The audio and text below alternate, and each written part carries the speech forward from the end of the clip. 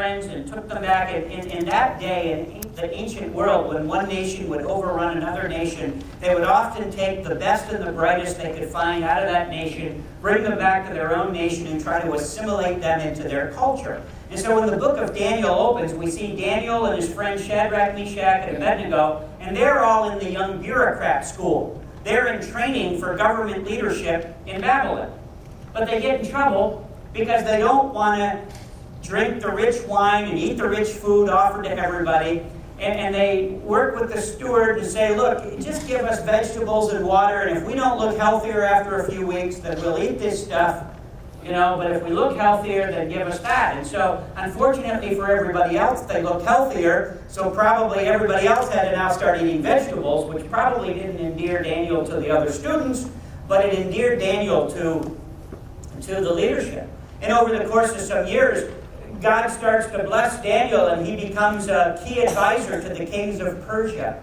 God gives him the ability to interpret dreams, and he begins to interpret dreams for the kings of Persia. And by the time we get to Daniel chapter 9, Daniel is a much older man here. And in fact, he says that this is the first year of a new king, Darius, the son of Xerxes, took over.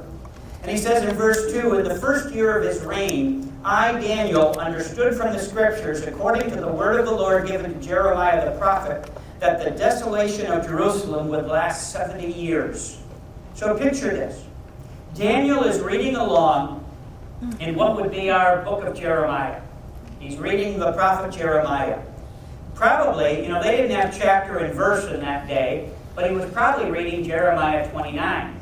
Because in Jeremiah 29, that's where God reveals that the captivity that the Jews were in would only last 70 years. And Daniel begins to think, that time's almost up. We're going home soon. We're going home. Now let me ask you something.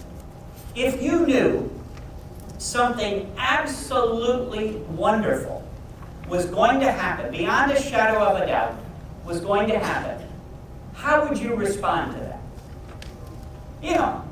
You'd probably get excited. You want to do something to prepare. You want